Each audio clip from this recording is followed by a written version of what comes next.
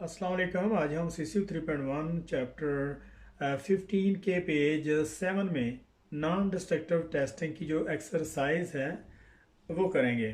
तो नंबर 1 में list 5 advantage and disadvantage of each entity discipline. यहाँ पे list 5 advantage and 5 disadvantage of each entity discipline. और जैसे पेनिट्रेशन टेस्टिंग है, मैग्नेटिक टेस्टिंग है, अल्ट्रासाउंड और एक्सरे के जितने भी डिसएडवांटेज यहाँ पे आप मेंशन करेंगे।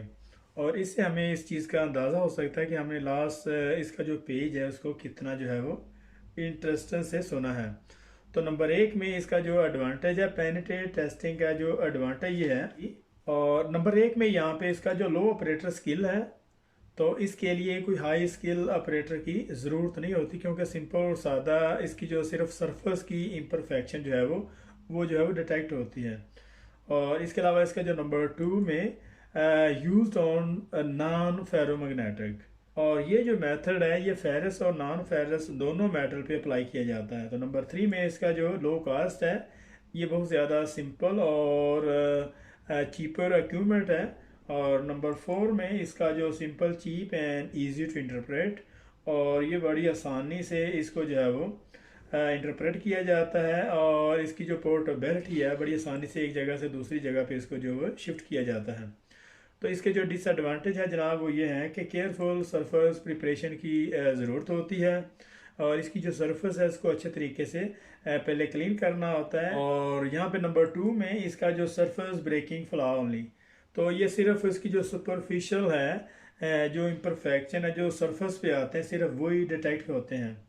तो नंबर 3 में यहाँ पे no use on porous material, तो ये पोरस मेटल पे इस्तेमाल नहीं किया जाता। नंबर 4 में यहाँ पे जो है नो परमानेंट रिकॉर्ड, इसका जो रिकॉर्ड वो परमानेंट नहीं होता, जो आप विजुअल तौर पर जो सामने देख रहे हैं वही इसका रिकॉर्ड है।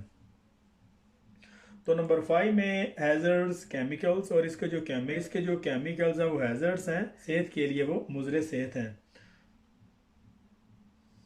तो नंबर 2 में यहाँ पे मैग्नेटिक पार्टिकल टेस्टिंग, इसको जो एमटी भी कहते हैं मैग्नेटिक टेस्टिंग, एमपीटी भी कहते हैं मैग्नेटिक पार्टिकल टेस्टिंग, और एमपीआई भी कहते हैं मैग्नेटिक पार्टिकल इंस्पेक्शन। तो इसके जो एडवांटेज और डिसएडवांटेज ये हैं। और इसके नंबर 1 में इसका जो एडवांटेज ये है कि pre cleaning not as a critical as with DPI, और जिस तरीके से डाई पेंट इंस्पेक्शन में इसकी जो सरफेस की जो क्लीनिंग होती है उस तरह से इस प्रोसेस में नहीं होती। तो नंबर 2 में इसके जो will detect some surface defect, और इससे इसके जो सब सरफेस डिफेक्ट हैं उसको भी जो है डिटेक्ट किया जाता है। तो नंबर 3 में यहाँ पे रिलेटिवली लो कास्ट है, ये सिंपल, और ये जो प्रोसेस है ये लो कास्ट मेथड है, और सिंपल इक्विपमेंट है इसका नंबर 4 में, और इसको जो आसानी से इसको जो है वो सेट किया जा सकता है। ये बहुत ज़्यादा सिंपल सा इक्विपमेंट होता है। नंबर 5 में इसका जो possible to inspect through thin coating, और जिस पे इस मेटल में कोटिंग है या पेंटिंग वगैरह तो उस जो सरफेस पे इसके जो डिफेक्ट है उसको भी जो है वो डिटेक्ट किया जाता है। जैसे अगर उसकी कोटिंग है, उसके पेंटिंग ऑलरेडी हुई हुई है, तो उसके नीचे जो है वो उसके जो डिफेक्ट है उसको डिटेक्ट किया जाता है। तो अब नंबर 1 में इसके जो डिसएडवांटेज ये हैं कि ये फेरो मैग्नेटिक मटेरियल पे जो है वो ये प्रोसेस काम कर सकता है। जिस मटेरियल पे अगर हम मकनातीस साथ रखते हैं तो उसको अपनी तरफ खींच लेता है, सिर्फ उसी मटेरियल पे ये मैग्नेटिक पार्टिकल टेस्टिंग जो है वो अप्लाई किया जाता है। नंबर 2 में यहाँ पे डीमैग्नेटाइजेशन में भी रिक्वायर्ड, और मेथड अप्लाई करने के बाद इसको जो है वो डीमैग्नेटाइज भी करने की ज़रूरत होती है। नंबर 3 में यहाँ पे डायरेक्ट करंट फ्लो में भी प्रोड्यूस आर स्ट्राइक, अगर आप वहाँ पे डायरेक्ट करंट जो है वो अप्लाई करते हैं तो उससे आर्क स्ट्राइक हो सकती है। नंबर 4 में यहाँ पे नो परमानेंट रिकॉर्ड, इसका कोई रिकॉर्ड परमानेंट नहीं होता, जो आपको सामने जो है वो नज़र आ रहा है बस वही इसका रिकॉर्ड है। तो नंबर 5 में यहाँ पे require to test in two directions, तो इसको जो है वो इसकी जो योक है इसको दोनों तरफ से, मतलब लॉन्गिट्यूडनल और इसकी जो 90 डिग्री पे दोनों तरफ पे इसको जो है वो टेस्ट किया जाता है। और आमतौर पर इसके जो डिफेक्ट हैं वो 90 डिग्री पे डिटेक्ट होते हैं। इसको जो वर्टिकल और लॉन्गिट्यूडनली दोनों तरफ से इसको जो है वो टेस्ट किया जाता है। तो नंबर 5 में अल्ट्रासोनिक टेस्टिंग है। तो अल्ट्रासोनिक टेस्टिंग के जो एडवांटेज और डिसएडवांटेज में बात करते हैं। तो नंबर 1 में इसका can easily detect lack of side wall fusion. तो इससे जो आसानी से इसके जो lack of side wall fusion है वो डिटेक्ट किए जा सकते हैं। ये दूसरे मेथड की निस्बत सबसे ज़्यादा जो lack of side wall fusion को डिटेक्ट करने वाला प्रोसेस है। मकसद अगर ये क्वेश्चन इस हवाले से अगर होगा तो बहुत सारे मेथड लिखे होंगे वहाँ पे, जैसे अल्ट्रासाउंड है, आरटी है, एक्सरे है, तो डीपीआई है या पेनिट्रेट टेस्टिंग है या एमपीआई है। तो वहाँ पे सबसे ज़्यादा जो commonly lack of side wall fusion को डिटेक्ट करने वाला जो है अल्ट्रासोनिक टेस्ट है। तो नंबर 2 में यहाँ पे फेरस और नॉन फेरस अलाय जो दोनों जो है वो मेथड पे अप्लाई किया जाता है। फेरस और नॉन फेरस मेटल दोनों पे ये अप्लाई किया जाता है। नंबर 3 में यहाँ पे नो मेजर सेफ्टी रिक्वायरमेंट। तो इसके लिए कोई ख़ास मेजर, तो इसके लिए वो ख़ास जो है वो सेफ्टी की रिक्वायरमेंट नहीं होती। नंबर 4 में यहाँ पे पोर्टेबल विद इंस्टेंट रिजल्ट, और इसको बड़ी आसानी से एक जगह से दूसरी जगह पे ट्रांसफ़र किया जाता है और इसका जो रिज़ल्ट है वो इमीडिएटली सेम उसी वक्त जो है वो मिल जाता है। कि अगर वहाँ पे डिसकंटिन्यूटी है तो यहाँ पे अगर वहाँ पे कोई फॉल्ट नहीं है तो इमीडिएटली आपको बता देंगे। तो नंबर 5 में यहाँ पे able to detect and size subsurface defect. इससे सब सरफेस डिफेक्ट है वो भी इससे डिटेक्ट किए जा सकते हैं। मतलब हाई थिकनेस पे इसको जो है वो डिटेक्ट किया जाता है, जितने भी इसके जो सब सरफेस डिफेक्ट हैं। तो अब हम जनाब बात करते हैं इसके डिसएडवांटेज की। तो उसमें हाई ऑपरेटर स्किल इसमें जो है वो रिक्वायर होती है। सबसे ज़्यादा जो हाई ऑपरेटर स्किल है वो अल्ट्रासाउंड के प्रोसेस में जो है वो रिक्वायर होती है। ये यहाँ पे क्वेश्चन भी बनता है कि कौन से मेथड के लिए सबसे ज़्यादा हाई ऑपरेटर एनडीटी के हाई ऑपरेटर स्किल की जो रिक्वायर होती है। तो वहाँ पे जो उसका जो आंसर होगा वो अल्ट्रासाउंड टेस्टिंग है। तो नंबर 2 में यहाँ पे डिफ़िकल्ट टू इंटरप्रेट। तो इसको इंटरप्रेट करना डिफ़िकल्ट है क्योंकि इसके जो ग्राफ से आपको जो है वो अंदाज़ा लगाना होगा कि कौन सी इम्परफेक्शन किस कैटेगरी की है। नंबर 3 में यहाँ पे इसका जो रिक्वायर कैलिब्रेशन, तो यहाँ पे इसकी जो कैलिब्रेशन की रिक्वायरमेंट होगी। तो नंबर 4 में नो परमानेंट रिकॉर्ड, इसका कोई परमानेंट रिकॉर्ड नहीं होता जब तक इसको जो है वो सेट नहीं किया जाता। तो नंबर 5 में यहाँ पे not easily apply to the complex geometry. तो इसको आसानी से जो है वो कम्प्लेक्स ज्योमेट्री पे, तो इस मेथड को कम्प्लेक्स ज्योमेट्री पे जो अप्लाइड करना डिफ़िकल्ट है। तो अब हम बात करते हैं टेस्टिंग, रेडियोग्राफी टेस्टिंग पे। तो अब हम डिसएडवांटेज और एडवांटेज जो रेडियोग्राफी टेस्टिंग के हवाले से है उस पर बात करते हैं। तो नंबर 1 में इसका जो परमानेंट रिकॉर्ड होता है, और ये सेम इसी तरीके से जैसे एक्सरे की फिल्म होती है उसी तरीके से इसके जो रिकॉर्ड्स हैं वो सेव किए जाते हैं। तो नंबर 2 में most material can be tested, बहुत सारे मटेरियल को टेस्ट किया जाता है।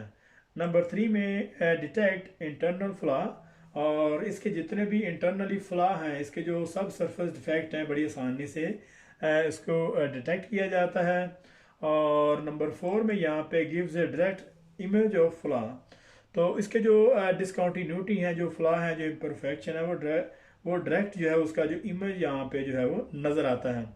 तो नंबर 5 में इसका जो गिव रियल टाइम इमेजिंग, इसकी जो रियल टाइम अल्ट्रासाउंड जो है वो देती है। तो इसका जो नंबर 1 में जो इसका जो डिसएडवांटेज ये है कि स्किल इंटरप्रिटेशन रिक्वायर होगी यहाँ पे।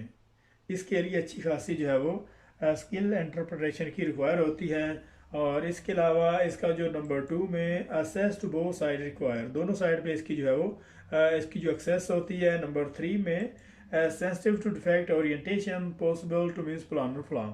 तो इसके जो प्लानर फ्लॉ है वो वहाँ पे मिस होने के चांसेस होते हैं। अगर हम वेल्ड के सेंटर में जो रेडिएशन के सोर्स है अगर वो अप्लाई करते हैं तो इसका जो lack of side wall fusion है, ये क्रैक है, तो वहाँ पे जो है वो मिस हो जाते हैं। प्लानर फ्लॉ जो lack of side wall fusion है या क्रैक वगैरह, ये इस तरह के जो सेंसिटिव जो डिसकंटिन्यूटी है उसको जो हम प्लानर फ्लॉ कहते हैं। तो नंबर 4 में यहाँ पे हेल्थ हैजर्ड्स है, ये बहुत ज़्यादा सेहत के लिए जो है वो नुकसानदेह है। और हाई कैपिटल कास्ट, बहुत ज़्यादा महंगा एक्यूपमेंट है ये। तो नंबर 2 में briefly state the major limitations of the radiographic entity process in terms of the orientations and practical observation of the internal planar imperfection. यहाँ तक इसको देखते हैं। इसकी जो मेथड की जो ऑब्जर्वेशन है, जैसे इम्परफेक्शन है, इंटरनल फ्लॉ इम्परफेक्शन है, तो उसके मतलब आप इसकी जो ऑब्जर्वेशन है वो किस तरीके से देखते हैं। और इसकी जो इंटरनल प्लानर इम्परफेक्शन है वो आमतौर पर इस तरह से मिस होती हैं कि जब हम जो रेडिएशन के जो सोर्स हैं अगर वर्ल्ड के सेंटर में वहाँ पे अप्लाई करते हैं तो जितने भी इसके जो लैक ऑफ फ्यूजन है या क्रैक वगैरह वो वहाँ पे मिस हो जाते हैं। Complete the basic procedures for the penetrate testing method of entity. यहाँ तक इसको देखते हैं। तो जो पेनिट्रेट टेस्टिंग के जो बेसिक मेथड है इस एंटिटी के वो यहाँ पे जो है वो मेंशन करेंगे।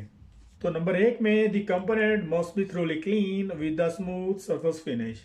तो सबसे पहले इसकी जो कंपोनेंट है जिस पे आप टेस्ट करने जा रहे हैं तो उसकी जो सरफेस है उसको प्रॉपर तरीके से उसको क्लीन करेंगे। तो नंबर 2 में यहाँ पे जो है वो उसके बाद जो पेनिट्रेट है उसको जो वो अप्लाई किया जाता है और पेनिट्रेट अप्लाई करने के बाद उसका जो ड्वेल टाइम है, जो स्पेसिफिक टाइम है, जो कॉन्टैक्ट टाइम है वो अलाउ किया जाता है।